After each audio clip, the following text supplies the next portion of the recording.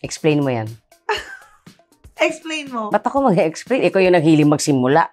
Sa mga sensitive na katulad namin, ng anak ko, minsan nagtatampo kami. Ang laki na nga ng pinagbago ko. Hindi na ako pala biro eh. Serious ako. Hello! I'm Ice Guerra. And I'm Liza Dino, and we're gonna play Who's More Likely To? With modern parenting.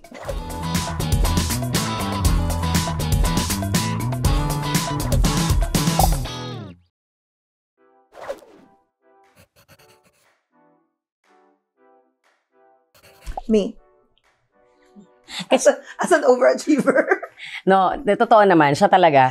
Kasi feeling ko makakasira ako sa pag-aaral ng anak ko kapag sa akin siya pumunta. We tried though. We tried, especially nung pandemic. Kasi syempre homeschool, di ba? Yung ibang subjects kaya ko, yung math talaga, dude, bumigay talaga ako. So sabi ko, love, sorry, ikaw na to. So siya talaga. I was a nerd talaga. You are still. I am still. Siguro sa akin, nakuha yun ng anak ko yung sobrang, she wants to really excel in academics. Bida-bida po yan. Super. Pero siya kasi lagi pinapatawag ng principal, so definitely hindi siya yung pupuntahan for me. Oo, ayoko magaya sa kanya anak ko. Sa academics. Sa academics lang.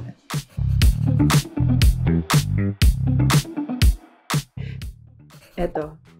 Super disciplinarian. As in. Hindi na nga, ang bait-bait ko. Oh, but explain. Siguro because he started working at 3 years old.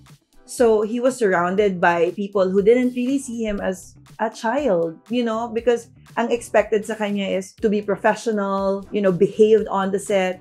So, he applies that not just with our daughter, but with every kid na kilala niya. So, may kita mo ito pinapatulan yung bata. Talaga pag magugulo yung bata, tinitignan niya talaga ng ano. Nakakatakot siya actually. But my daughter has gotten used to it. Ang nakakatuwa is because nakita niya yung balance between the two of us na ako naman, I really get emotional. Para naman kami magbarkada kung mag-away. Oh my God, I will never forget that moment. Yeah. Can I just tell that story? So, bata pa si Amara, I think she was 4. So, I came home late from work. I was expecting tulog na siya by then. Pagpasok ko, nakaganon siya. So, sakto pagtingin niya sa akin, sabi ko, ba't ka umiiyak? Sabi niya, ask mom. Ha? So, akala ko, syempre, di ba, typical kapag parents, parang, ay, naku, yung anak mo. Hindi. Pag akit ko, ano nangyari? Ewan ko ba dyan sa batang? Talagang parang, dude, ba't kayo nag-aaway? Mag-ina kayo, di ba? So, may ganun sila. Sobrang, siguro, since they're very comfortable with each other, they can freely express emotions talaga na Yes. So ako, since parang ako yung medyo disciplinarian ng konti, para okay, sige, ano mga emosyon mo dyan, I care about your emotions but still, you know, you have to do this. So ako yung minsan, ako yung paparusa, parang gano'n.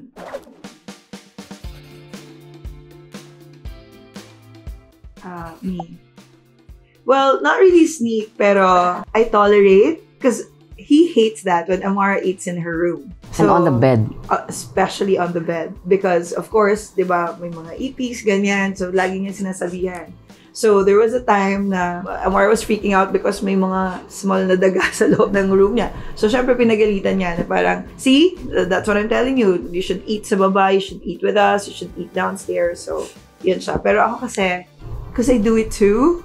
So my daughter, when I reprimand her, she was like, but mom, look what you just did. Like, naturo niya yung pagkain na dala-dala ko sa room. So, ang hirap siya pagalitan kasi pareho kami na ugali. Super.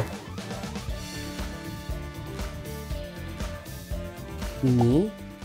Siguro. Parang ako, no? Mas ako. Wala akong paki kasi. Unfiltered. Parang if I find something funny, I mean, Ice farts in front of everyone. Oh my God, please don't tell them that. We're in front of the camera. Chart. If I find something funny, whether embarrassing or not, I want to share it with people. I mean, at least with family. Kasi, ano namang nakakahiya doon, But diba? that gets him in trouble with Amara. Because there was a time Amara was very insecure with her Tagalog. Alaskador to eh. As in talagang, That's how I show my love. Pag hindi kita in Alaska, wala, ito ka lang. Nakikitbulaga. So, ganun siya. Sometimes, it's cute because everybody laughs. Pero, sa mga sensitive na katulad namin, ng anak ko, minsan nagtatampo kami. Ang laki na nga ng pinagbago ko. Hindi na ako pala biro eh. Serious ako.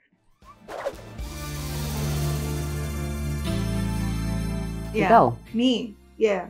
Yeah, fix everything, not just in the house. Siguro mahirap din since I grew up ng, alam mo yon, marami talagang nag-help sa akin. Medyo nasanay ako na yon. If something needs fixing, I ask someone else to do it.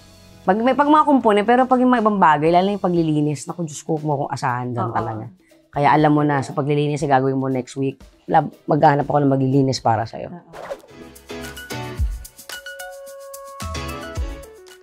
Hello, she's really the chef. She's a chef. I'm a professional chef, so I'm lucky. yeah. So, isa sa mga love language ko talaga yung cooking for him. Namimiss ko yun kasi lagi siyang busy. So, hindi na siya makapagluto masyado. Kaya nung pandemic, medyo happy ako talaga nun. Kasi pag nanonood kami ng mga shows, like mga Top Chef, yung mga ganyan, naiinggit siya. Yeah. So, kung ano yung napapanood namin, gagawin niya sa bahay. So, super happy. As in, I made a 5-course meal just for him. Because I was really inspired during the pandemic na, you know, you get to really watch all these shows and I get to actually do it and I had the time for it. So, promise guys, even my masarap siya daughter- talaga magluto, I swear. my daughter right now, she's already in the US. She would call just to say that, Mom, I miss your cooking, or Mom, I miss your pasta. And sometimes that will be our bonding. Like, over the phone, I would teach her how to make her favorite pasta. Kasi, yun, alam niya, whenever she asks me, andyan lang for her. And now she has to do it herself. So,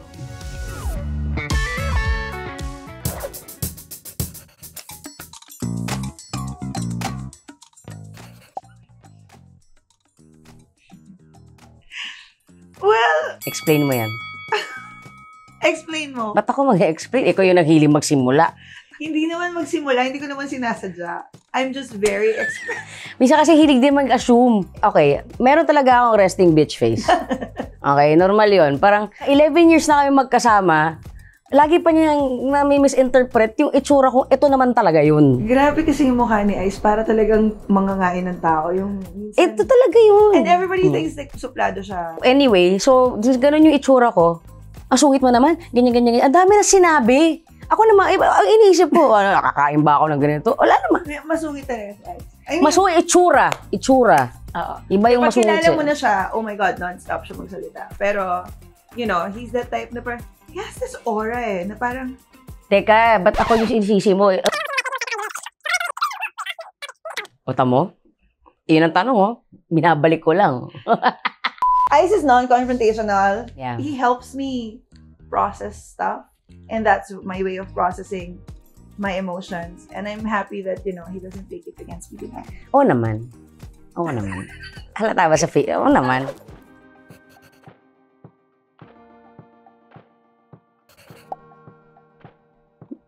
Minsan, kahit ako may sama ng loob, ako pa rin yung magsasorry. Totoo naman. Yeah. No, but siguro, well, ako pa rin, no? Ako parate. Kasi parang siya naman yung parating tama. But, ang na-appreciate ko sa asawa ko, before talaga, ano siya, tipo, hindi, ako to eh. Diba? Ako totoo, diba? This is me. Take me for who I am. Chu. Pero ngayon, in fairness, talagang marunong na siya mag-sorry. After 2 days, mag-sorry na siya. Because she needs to process. Hindi siya yung agad-agad mag-sorry. Pero mauna pa rin ako. Tapos susunod lang siya. Actually, kailangan niyo ma-realize na mali talaga siya. Pag hindi niyo na-realize, sorry na lang ako. Joke. Kunyari mag-apologize ako, diba? Love, I'm so sorry. Bakit ka nagsasorry? Bakit ka nagsasorry? Anong ginawa mo? Ba't ka nagsasorry? Yeah, you have to know. Kailangan alam ng mga partners niyo kung ba't sila nag-apologize. Kasi sometimes they just sorry just to shut you up. And it's not At gonna... nalalakihan mo sila ng mata. And it's not gonna address the issue. It's always gonna create more conflict. When they say sorry and they know why they are sorry for kung ano man yun, it appeases you eh. So, alam mo na parang, okay, he knows why. Tapos, nagsasorry ka na rin. Sorry if I overreacted. Ang cute-cute Sorry mo. if- I love you. Ayan.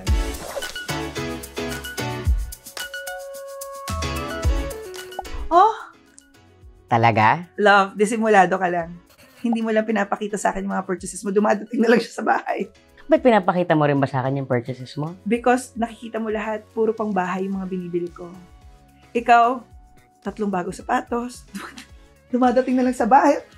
Ano to? Bakit? Hindi lang obvious because when we go out, he doesn't buy. Because tamad siya magsukat. Tamad ako lumabas, He's period. like the #1 ambassador of e-commerce. May makita na akong 3 klaseng, meron pa siyang yung sa dyan by Ice, yung customized like shoes.